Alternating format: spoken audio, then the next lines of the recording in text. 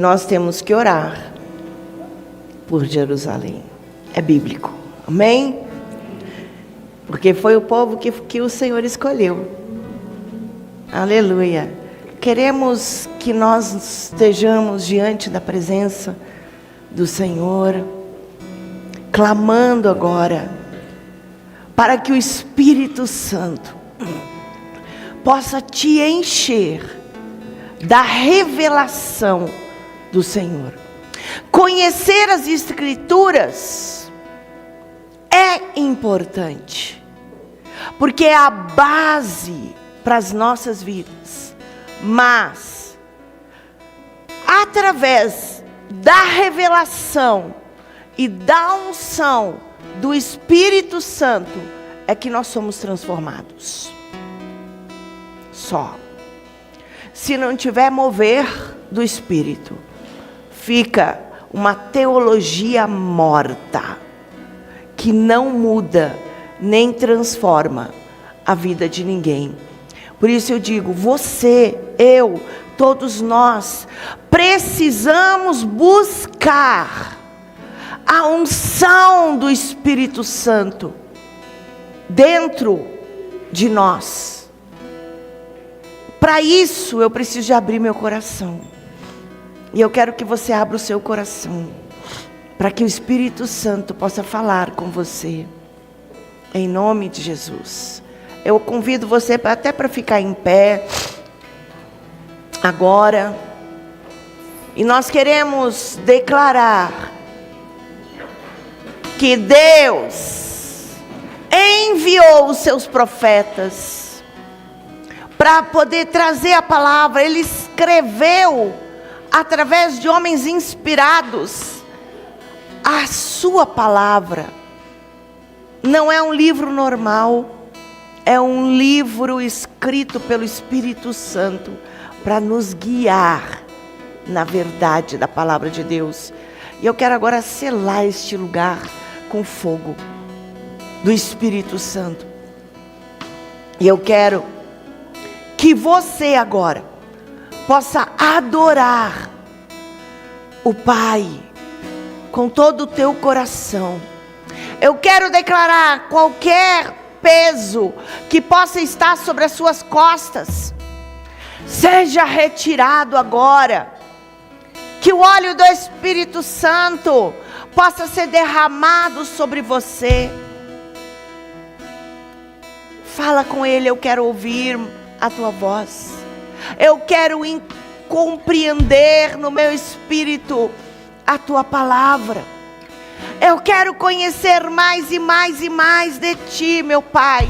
Não teoricamente, mas eu quero ter experiências fortes que mudam a minha vida. Em nome de Jesus. Fala com Ele, porque Ele quer ouvir a tua voz. Em nome de Jesus. Quero ouvir tua voz agora. Eu quero viver contigo, Senhor. Eu quero andar, quero andar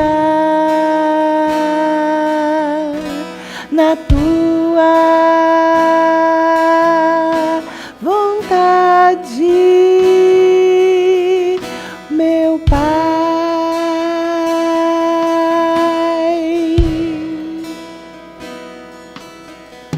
Eu quero andar contigo, Espírito, Espírito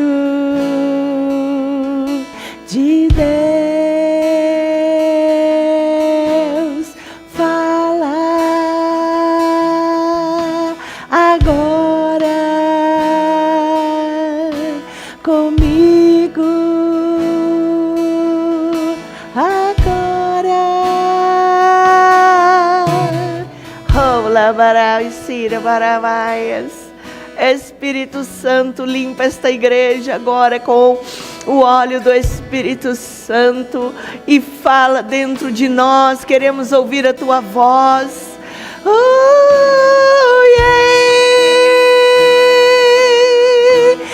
Espírito,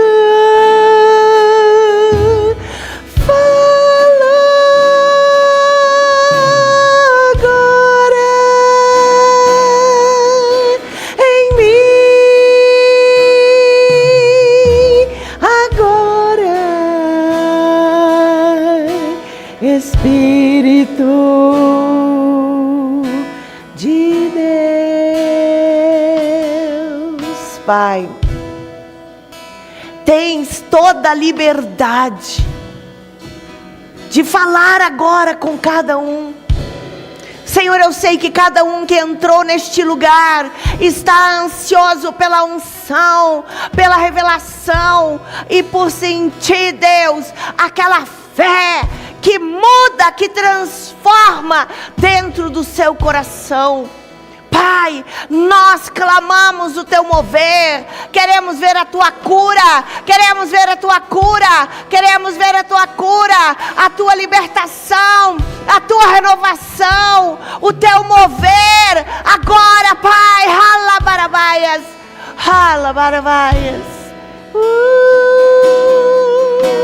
eu quero, Halabarabaias, deixe o Espírito Santo te encher, a luz de Cristo vai iluminar você.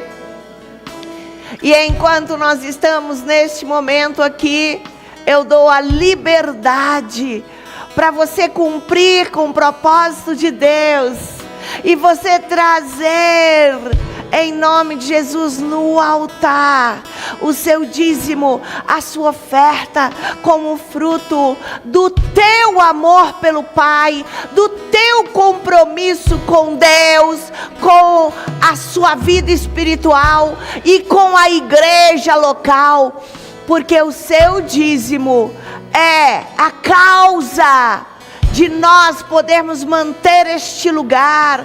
Pai, obrigada, porque cada um tem colaborado e tem sido, Deus, fortalecido e abençoado. Conforme a tua palavra, nós queremos cumprir, em nome de Jesus. Eu quero,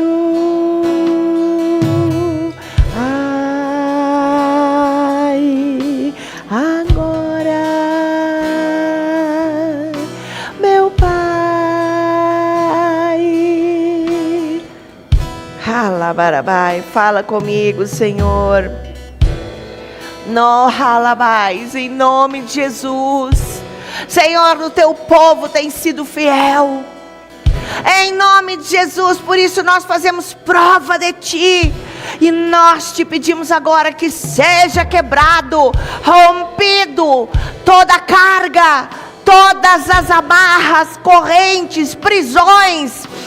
Ah, Deus, que haja libertação dos aprisionamentos e que o óleo do Espírito guie cada um no seu propósito, naquilo que o Senhor tem preparado para a vida de cada pessoa. Em nome de Jesus, toma posse. Através da fidelidade nós somos fortalecidos e o Senhor nos cobre com o seu poder. Em nome de Jesus, Pai, vem, santifica o altar, santifica este lugar, em nome de Jesus, e fala com a tua igreja agora. Aleluia, dá uma salva de palmas e glorifica. Nome de Jesus. Nome de Jesus. E eu convido você para se assentar. Nome de Jesus. E nós estamos no mover. Amém? Um mover especial. Porque nós estamos trabalhando agora com as crianças. Por quê? Nós estamos querendo que cada um de nós, não somente as crianças, possam entender o mover dos super-heróis. Amém? Porque quem são os verdadeiros super-heróis? Você, eu e os profetas. Em nome de Jesus. Amém? Em Hebreus nós estamos, porque o Espírito Santo veio trazer esta palavra tão maravilhosa, que em Hebreus conta a respeito dos profetas ou dos super-heróis. Capítulo 11 diz: ora, a fé é a certeza das coisas que esperam e a prova das coisas que não se veem. Deus deixou escrito na palavra a história dos profetas. Para quê? Para que você e eu, amém, possamos compreender a fé e ver o mover de Deus na vida de cada um dos profetas. E quando nós vemos o mover de Deus na vida dos profetas, a palavra de Deus diz que a fé é aumentada na minha vida, e eu tenho certeza aonde tem a resposta. E por isso, com a fé ampliada, eu posso verdadeiramente compreender que eu me aproximo de Deus.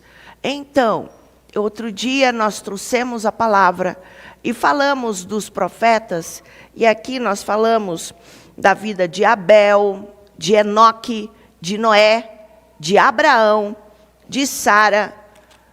Nós falamos de Isaac, de Jacó, de José, de Moisés. Nós vimos Raabe também foi colocada no meio das testemunhas, das testemunhas que fizeram a diferença. Gideão, Baraque, Sansão, Jafté, Davi, Samuel. Se nós começarmos a ver as vidas, as histórias de cada um, nós vemos, eles tomaram decisões. Alguns tomaram decisões corretas e foram abençoados porque obedeceram à voz de Deus. Outros erraram, como Sansão, que desobedeceu e caiu nos prazeres da carne e da alma. Mas depois ele voltou, porém cumpriu com o propósito, porém não usufruiu de uma vida abençoada na terra, e ele morreu. Agora, eu quero sim alcançar a vitória, e eu quero que você alcance a vitória. Deus tem um plano para você e para mim. Todos nós somos importantes e especiais, e Deus vai e prepara-nos desde criança. Nós podemos pensar, eu passei por aquela coisa horrível, por aquele conflito, por aquela dor na minha infância, mas todas as coisas, quando são movidas em Deus, são levadas para quê? Para que eu possa viver uma vida abençoada. Mesmo as coisas ruins. Deus é tão fantástico que transforma situações difíceis em bênção. Só Deus pode fazer isso. E as crianças são mesmo muito importantes, e todos esses profetas foram separados na sua infância. Hoje eu queria falar referente a um profeta que escreveu a palavra. Ele foi o profeta Isaías. Amém? Isaías foi um profeta em Jerusalém. Por cerca, gente, só 40 anos ele ministrou. 40 anos ele ministrou. Foi desde 740 a 701, mais ou menos. Durante o reinado, em alguns reinados de Uzias, Jotão, Acás, Ezequias, Manassés, no reino de Judá ao sul. E ele era casado, e não se sabe exatamente, mas ele tinha pelo menos 2 filhos, né? Profeta em Jerusalém. Amém? E, gente, quando nós olhamos o livro de Isaías, eu amo o livro de Isaías. Eu tive muitas palavras e respostas através do livro de Isaías.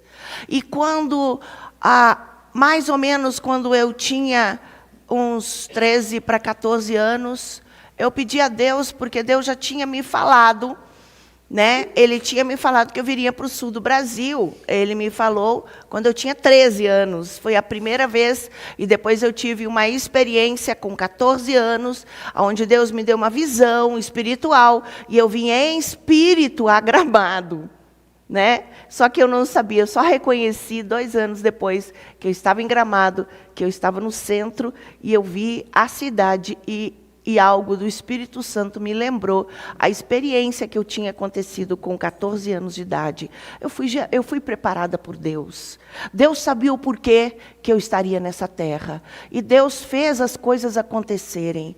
E muitas vezes aconteceram situações que eu vou contar para vocês que eu queria ter entrado num conjunto em Belo Horizonte. Eu ajudava e acompanhava um grupo chamado Vozes da Promessa. O Vozes da Promessa foi um grupo de louvor que gravou LP. E este grupo de louvor, ele era da Igreja Batista da Floresta, de onde eu vim. E esse grupo de louvor, ele era considerado o maior de todos naquela época. E recebeu muitas palavras proféticas. E no dia onde eu fui, foi feita uma eleição entre todos os membros para eu entrar. Apareceu uma mocinha jovem que tocava piano, teclado, tudo. E eu não tocava nada. E na hora foi assim, eu estava empatado, né? E no último voto ela ganhou. Ela entrou no conjunto Vozes da Promessa e eu não entrei.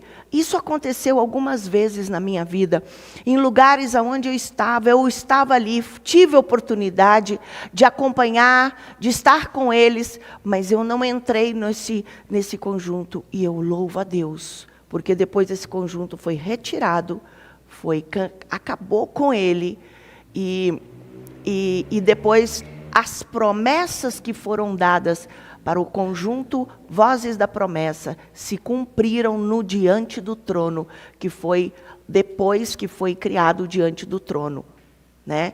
Então, eu vejo, Deus me protegeu. Tudo acontece na nossa vida. Às vezes você fica, por que está acontecendo isso? Por que não aconteceu o que eu sonhava? Porque Deus escreve certo através de linhas tortas. Muitas vezes nós não entendemos o que Deus tem preparado para nós, mas o que nós temos que fazer constantemente, eu obedeço. Eu faço aquilo que o Senhor me colocou agora. Eu continuei com o conjunto, por onde eles iam. E eu ia como intercessora, eu era intercessora. E eu estava com eles. E foi um tempo de muito crescimento. Até participava de alguns ensaios, até isso. Deus me fez, depois, mais tarde, participar de um outro conjunto, né? Um conjunto, e nesse conjunto eu cantei. E foi 3 anos, mais ou menos, eu viajei todo o Paraná, Santa Catarina, Rio Grande do Sul e São Paulo, de colônia em colônia, pregando o Evangelho. No outro conjunto, eu só iria cantar lá, em Belo Horizonte. E nesse conjunto, eu tive a oportunidade de evangelizar muitos lugares que não eram alcançados. Deus, Ele sabe o melhor e tem o tempo certo. Por isso nós temos que entender. Mas eu quero falar referente de Isaías. De Isaías foi o profeta. E eu compartilhei com vocês que eu estava diante de Deus, eu acho que eu devia ter uns 14 anos. E eu falei, Deus, eu sei que o Senhor quer me levar para o sul. E eu não podia ver nada no jornal, na TV, que falava de sul. Não importava o que eu estava fazendo. Quando eu via falar, sul do Brasil, eu saía correndo de onde eu estivesse e corria querer saber o que está acontecendo no sul. Gente, era algo que quando Deus coloca algo no seu coração, você se apaixona por aquele lugar. É um chamado, sabe? Muitas vezes a gente tem que saber, nossa, por que eu tenho um fogo no meu coração para orar? Hoje eu tenho um fogo para orar pela África, aleluia! Eu amo demais a África, né? Então eu louvo a Deus, e Deus fez eu ir à África já, e ter a oportunidade de estar abençoando aquele povo maravilhoso. Deus faz as coisas dentro do seu coração. Quando você tem algo você tem que orar. E tem que caminhar na direção. Para quê? Para que você possa cumprir com o chamado de Deus. Amém? E Isaías, através do livro de Isaías, eu tive muitas respostas. E Deus falou comigo um texto de Isaías. E quando ele falou esse texto de Isaías, ele me disse a respeito do meu ministério, que eu viria para cá. Eu recebi uma palavra no livro de Isaías, sobre o que Deus faria quando eu chegasse aqui. Sabe? Então, gente, todos nós tivemos alguma coisa especial através do livro de Isaías. E o livro de Isaías, ele menciona a vinda de Cristo, do Messias. Não são todos os profetas que falam sobre Cristo. Mas ele fala, em Isaías 9, ele fala sobre a vinda do Messias. Eu não vou ler o texto, você pode ler todo o texto. Eu vou só ler o versículo 6, que diz assim: porque um menino nos nasceu, um filho se nos deu, e o seu nome está sobre os seus ombros, e se chamará o seu nome Maravilhoso, Conselheiro, Deus Forte, Pai da Eternidade, Príncipe da Paz. Quando Isaías trouxe a palavra do Messias, Jesus Cristo, e ele falou em muitos lugares. E quando ele fala em Isaías 53, porque foi subindo como renovo perante ele, como raiz de uma terra seca, não tinha beleza, nem formosura. E olhando para nós para ele, não havia boa aparência nele, para que o desejasse. Ele era o desprezado, é o mais rejeitado entre os homens, homem de dores, experimentado nos trabalhos, e como um de quem os homens escondiam o rosto, ele era desprezado, e não fizemos dele caso algum. Mas verdadeiramente ele tomou sobre si as nossas enfermidades, e as nossas dores levou sobre si, e nós o reputávamos por aflito, ferido de Deus e oprimido. Quando nós começamos a ver todo esse texto, nós vemos exatamente o que aconteceu com Cristo. Ele fala de um menino que nasceu, ele fala da história de fatos que iriam acontecer, e ele fala que este menino seria um homem e seria rejeitado. Na verdade, o profeta Isaías foi um dos escritores do Antigo Testamento que profetizou, na verdade, entre os séculos 8 e 7, sabe que é de trás para frente, né? É o contrário. E ele escreveu este livro que é profético. E é extenso, é um livro grande. E tem muita revelação. E ele diz, a palavra Isaías significa o Senhor é a salvação. Até o nome dele é a salvação. Amém? Então, ele trouxe muitas revelações. O profeta Isaías trouxe revelações sobre repreensões, anúncios de maldições que viriam porque o povo tinha sido infiel. Ele também trouxe palavras de conforto, palavras de esperança sobre a restauração futura. Ele pregou o tempo inteiro sobre a importância da fidelidade que nós temos que ter com Deus. Amém? Então, em nome de Jesus, nós temos que compreender cada um dos profetas foram importantes porque eles trouxeram a mensagem viva do Senhor. E, gente, quando a gente vê o chamado de Isaías, isso eu gostaria de falar, você vai ver como que é o meu chamado. Porque eu sou chamado, você também é chamado, querido. Mas para que seja cumprido o chamado na sua vida, há necessidade, queridos, de nós passarmos por um processo. Tem gente que diz, eu quero sair agora, quero sair para ir para não sei aonde para pregar. Eu também quero que você vá. Mas se você faz parte de uma igreja, você primeiro precisa do preparo de Deus, para que você possa ir com embasamento. Nós estamos vivendo num momento em que muitas pessoas saíram, abriram igrejas, começaram a evangelizar, e não estavam curados, não estavam tratados, não estavam, na verdade, alicerçados na palavra do Senhor. Quanta gente que mais criou problema e criou barreiras, porque não se prepararam. E se a palavra de Deus está aqui, nós temos que estar na igreja e ser preparado pelo próprio Deus para sermos usados para cumprir. Tem coisas que nós achamos que sabemos, mas Deus é que sabe. E para que possa exercer esse chamado, não é fácil. Alguém diz, você é uma apóstola, que maravilha, quantas bênçãos, é tão fácil. Vocês não têm ideia do tipo de batalha que eu já tive que enfrentar contra principados e potestades, contra muita rejeição, contra muita acusação, contra traições, terríveis traições, que nós nem imaginamos.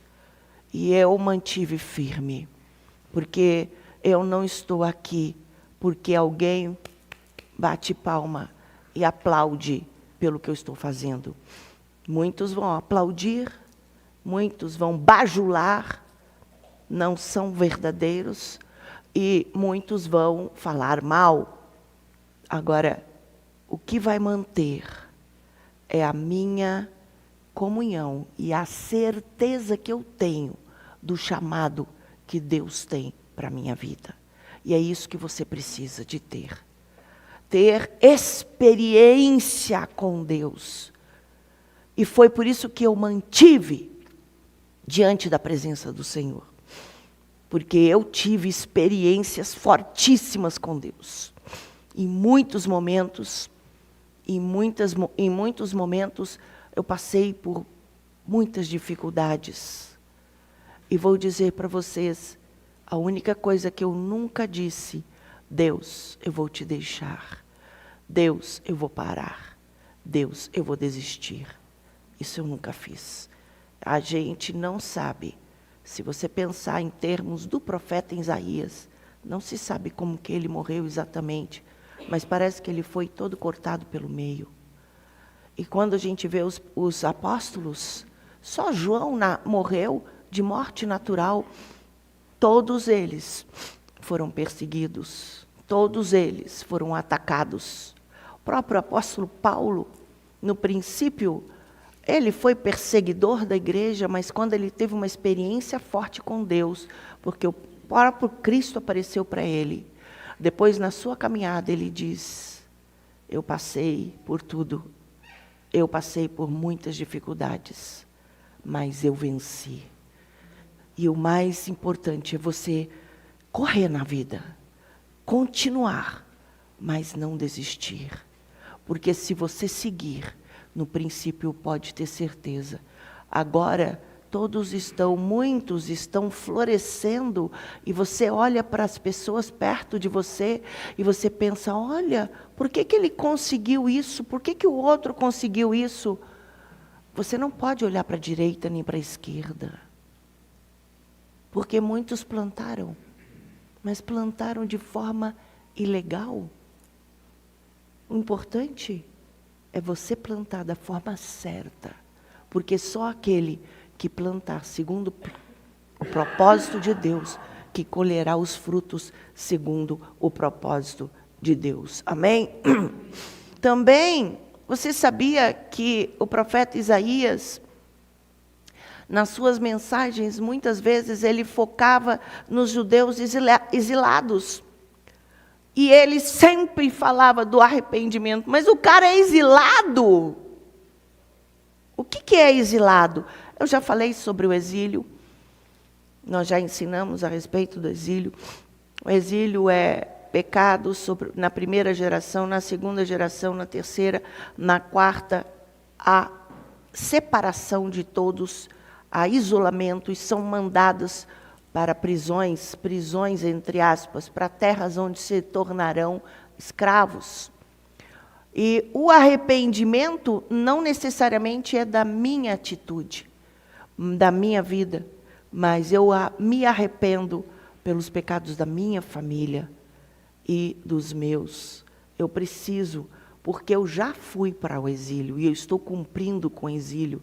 Nós estávamos falando referente a Moisés, mas antes o povo de Israel.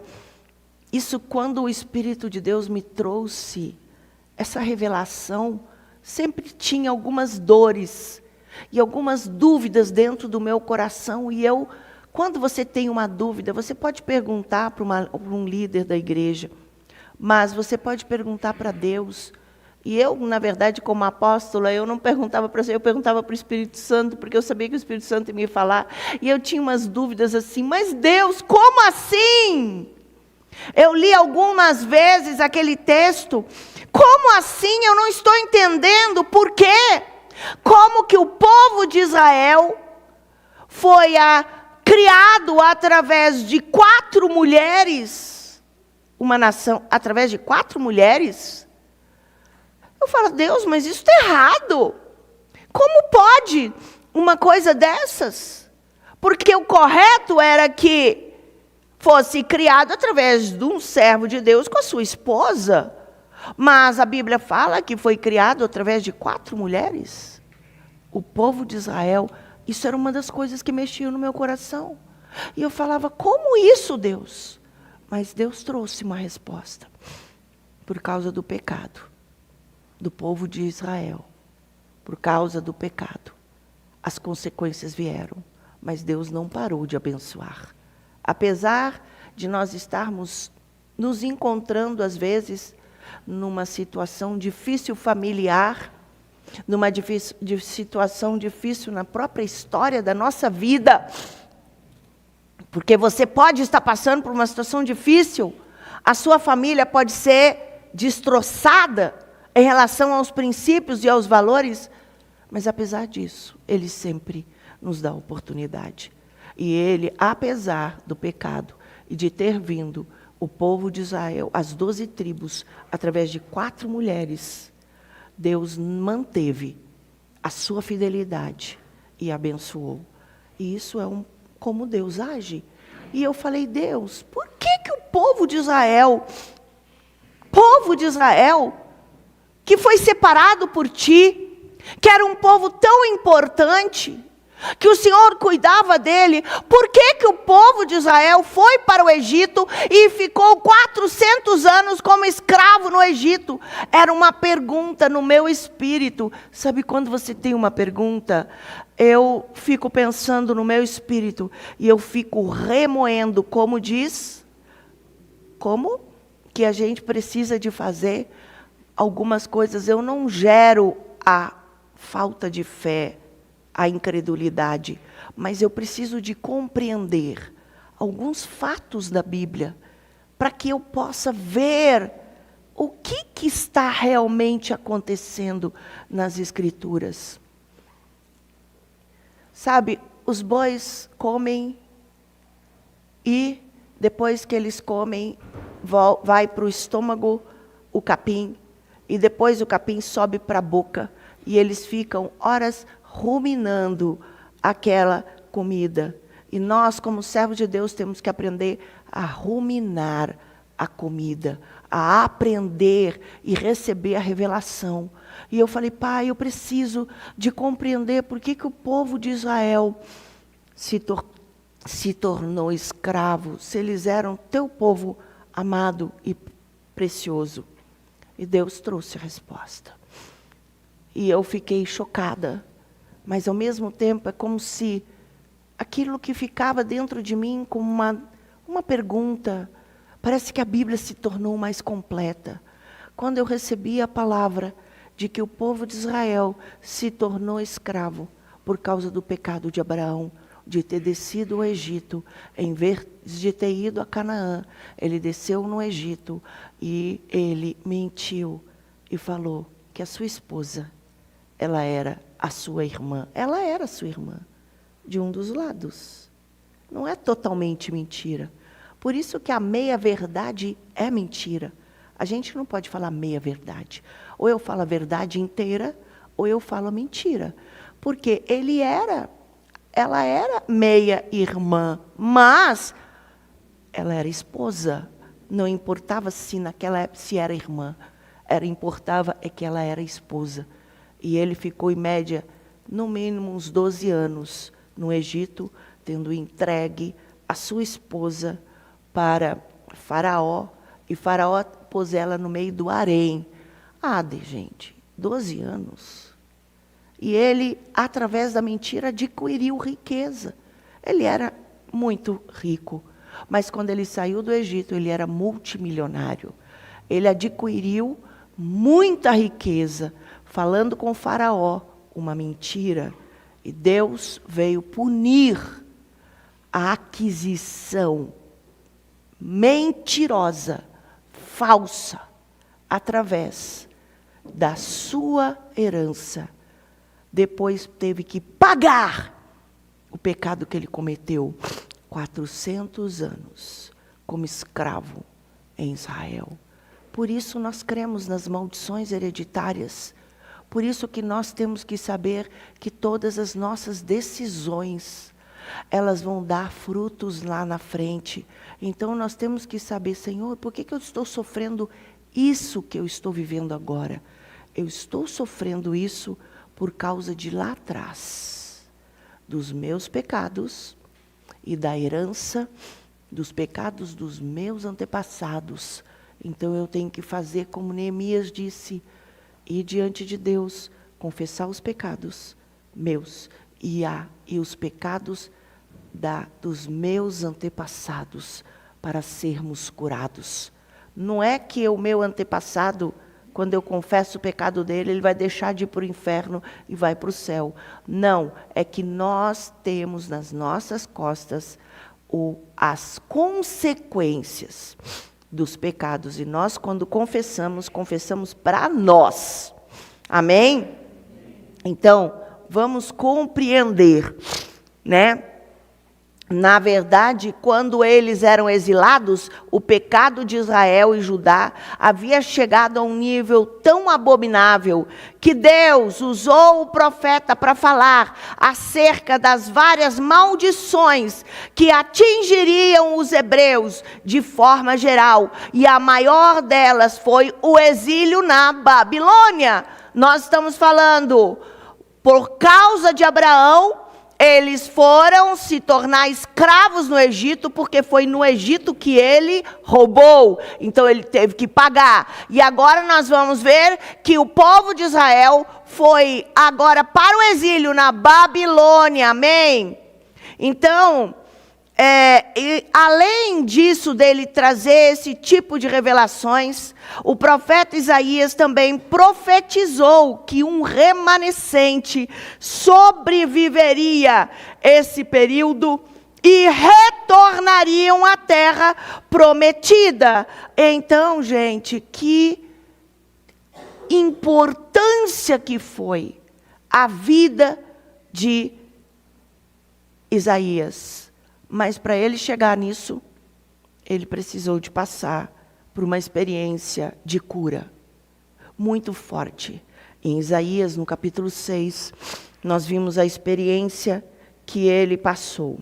A partir do versículo 1, no ano em que morreu o rei Uzias, eu vi o Senhor assentado sobre um alto e sublime trono, e as orlas do seu manto enchiam o templo.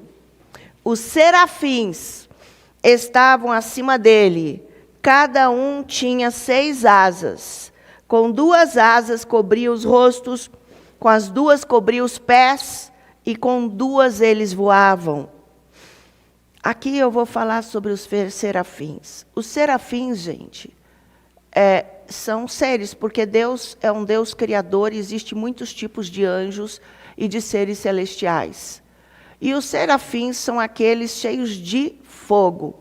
Eles são cheios de fogo, no corpo deles são cheios de fogo. E os serafins, eles têm rosto de cobra, viu? O formato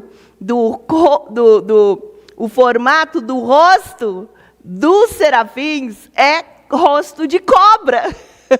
Isso é uma coisa incrível, né?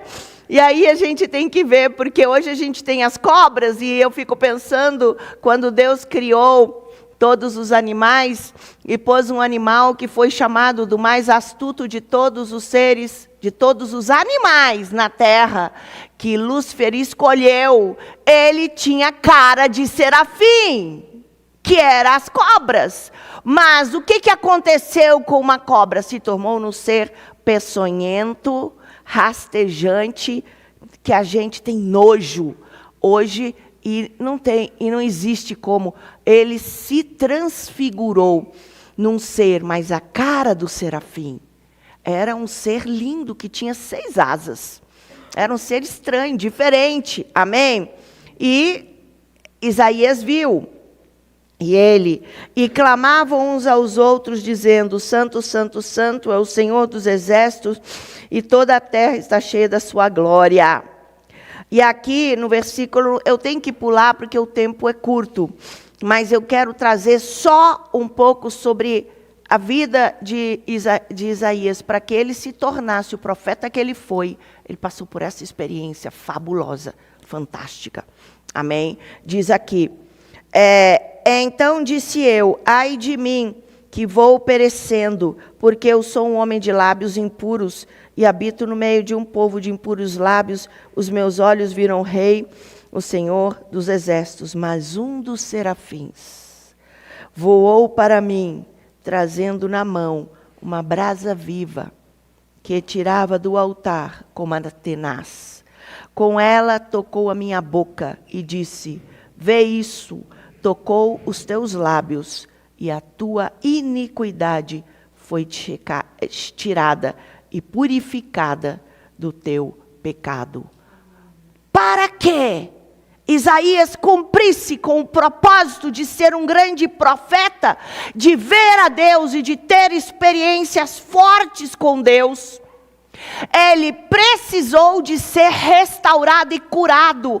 E ele declarou: eu sou impuro, a minha boca fala palavras impuras. Gente, um servo de Deus teria coragem hoje, depois que você conheceu a Deus, de usar a tua boca para falar um palavrão? Olha, pode ser consumido na hora. O servo de Deus não abre a boca nunca para falar um palavrão. Nunca. As palavras da sua boca precisam de ser palavras bonitas e abençoadas. Mas, gente, palavrão... Eu já falei para vocês que quando eu era novinha, eu conhecia Jesus. E eu tinha muito, muito temor, apesar, porque eu sou de um lar misto. Eu digo misto, um lar que tinha mais do que tinha uma parte evangélica e outra parte meio mundana e outra religião conhecida aqui. Mas eu tinha temor. E por causa que eu me converti, eu entreguei minha vida para Jesus. Eu já disse, igreja, eu nunca pus uma cerveja, eu nunca provei uma coisa dessas na minha boca. E também eu nunca abri a boca e falei um palavrão. E não consigo nem falar. Se você falar assim, fulano falou o palavrão tal, eu não consigo nem falar isso. Não consigo. Da minha boca não vai sair isso. Não vou. Não vou falar palavras ruins, que depreciam, que humilham, que falam coisas feias. Gente, nós temos que ser santo. E se você cometeu esse pecado, e se você da sua boca usou palavras torpes, amaldiçoando, você tem que ir no altar e pedir perdão. Pai, perdoa, porque eu já usei essas palavras. Limpa os meus lábios. Ele precisou de ser limpo e purificado.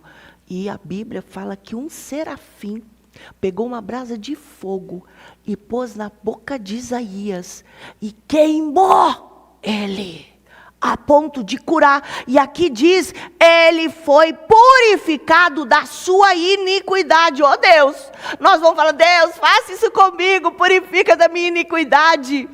Né? A gente pode ter muitos tipos de iniquidade. Iniquidade, por exemplo, é o pecado sobre pecado, sobre pecado, sobre pecado, sobre pecado de uma área. Tem pessoas que têm iniquidade de prostituição, é o seu avô, o seu bisavô, o seu tio e tal. E ninguém sabe quantas gerações que existia problema na área sexual. Tem gente que tem problemas de iniquidade de roubo. Tem gente que tem problema de iniquidade de drogas. A família toda tem problemas de vícios de bebida alcoólica. Ai, gente, bebida alcoólica. Toma uma posição.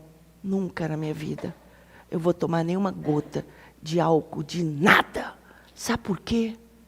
É o álcool que mais destrói as famílias e as vidas no planeta Terra. Milhares de famílias foram destruídas por causa do álcool. Eu tenho que ir contra isso.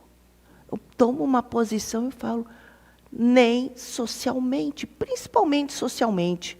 Se eu tiver numa reunião social e pessoas estão tomando álcool, eu vou dar meu testemunho. Eu não ponho álcool na minha boca, nunca. Eu nem sei gosto, e nem quero saber. Isso vai fazer bem para mim? Vai fazer bem para ti? Mas imagina, eu faço parte dessa sociedade.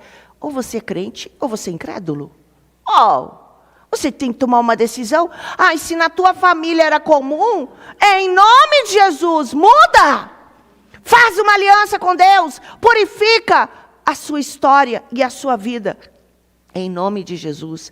E aqui ele foi curado da iniquidade. E é o que todos nós pedimos a Deus. Eu quero que o Senhor quebre toda a maldição que tem na minha história por causa da iniquidade. Amém? Olha, depois disso, ouvi a voz do Senhor que dizia: a quem enviarei e a quem há de ir por nós? Então disse, eis-me aqui, envia-me a mim. Por que Isaías foi esse profeta fantástico? Porque ele teve uma experiência espiritual, ele viu a Deus, ele viu os serafins, ele teve a experiência de cura da iniquidade. E Deus falou com ele, quem que eu vou enviar? Ele disse, eu quero. E eu pergunto para você quer ser curado? Gente, esse mundo não tem prazer. Não. Toma uma decisão de estar purificado diante desse mundo, para que Deus possa liberar e curar as tuas iniquidades. E você possa ser liberto de todo tipo de maldição. Tem gente que recebe, que sempre tem o ciclo de briga, ciclo de separação, ciclo disso, ciclo daquilo. Gente, é por causa de maldição. Não são as pessoas. A nossa luta não é contra sangue e carne. A nossa luta é contra principados e potestades. E você precisa de tomar uma posição de santificar a sua vida. Amém? Então, nós estamos aqui, eu tenho muita coisa para falar de Isaías. Ele foi escolhido por Deus desde o ventre materno. E nós vamos ver que se o Espírito de Deus guiar, nós vamos falar um pouco mais. Porque eu tenho muita coisa para falar sobre a vida de Isaías. Nós estamos falando dos grandes heróis da Bíblia. E Isaías é um grande herói da Bíblia.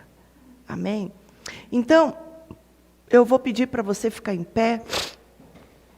Agora, as crianças podem descer. Amém? E nós vamos colocar a nossa vida diante do altar. Amém? E eu vou te fazer uma pergunta. Você está disposto a tomar uma decisão e entregar a sua vida para que você seja uma testemunha? Aí nós vemos os profetas e os heróis. Você quer ser como Isaías? Sabe que você pode ser um Isaías no tempo atual? Amém? Mas para isso nós temos que ser curados como ele foi curado. Um serafim veio e o serafim tocou e purificou a boca e as suas palavras. E nós queremos limpar e purificar. Da minha boca não sai palavras de maldição. Da minha boca não sai maldades. Da minha boca. E eu não vou usar de nenhum tipo de droga. O que é a droga? É um desespero da minha vida de alcançar alguma coisa para eu ter um tipo de prazer, algo que possa me preencher. E se você tiver Cristo, você não precisa de cigarro, você não precisa de bebida alcoólica, você não precisa de droga, nem de qualquer tipo de cocaína, de coisa. Você não vai precisar. Estas coisas fazem mal e destroem o nosso corpo. Mas Jesus, eu estava numa clínica em Belo Horizonte, em Contagem. Um lugar onde que tinha um preparo para jovens que queriam ser adoradores. E eu fui lá, tinha um monte de jovens, tudo novinhos. E do meu lado tinha um jovem bem novinho. E ele disse, eu já fui drogado. E ele disse, mas a unção de Deus aqui é muito maior do que todo tipo de prazer que eu já tive com a droga. O menino estava ali e ele estava adorando ao Senhor. E ele disse, gente, se a gente souber como é fantástico o poder e a unção que Deus dá para nós, quando nós andamos na sua vontade, que nós não precisamos de nenhum gole de bebida alcoólica para ficar alegre, ou comer ou beber qualquer porcaria para trazer alegria. O que o ser humano precisa, sabe o que é? Da paz de Deus, porque a presença do Espírito é que inunda e nos abençoa. E eu pergunto a você, você quer fazer uma aliança e pedir que o Espírito de Deus venha sobre a sua vida para te abençoar? Sabe como? Você quer tomar uma decisão séria? Não importa o que falarem para você. Não importa. Eu tenho a minha posição.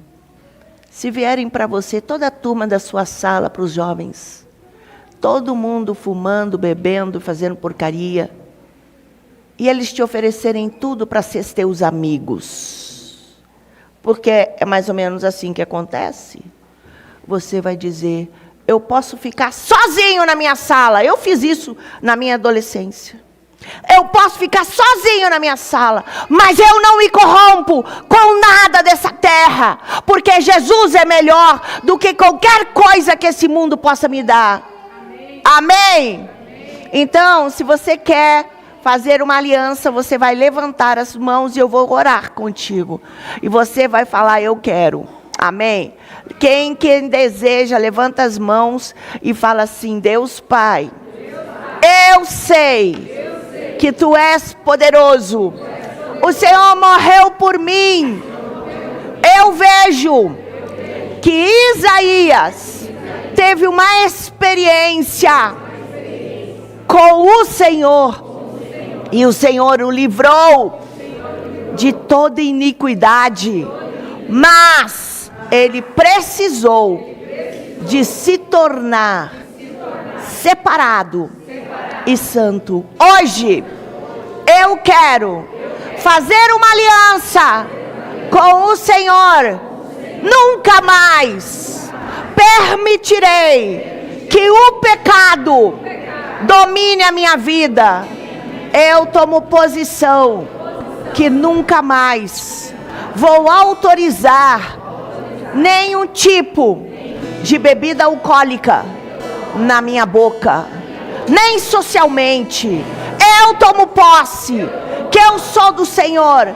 Eu não quero a droga, eu não quero a prostituição, eu não quero a lascívia.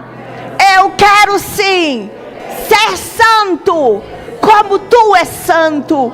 Por isso, derrama do teu sangue, limpa-me, purifica-me de todos os meus pecados. Eu quero começar um novo tempo. Toca, Senhor, limpa-me da minha iniquidade. E eu declaro: eis-me aqui, usa-me a mim.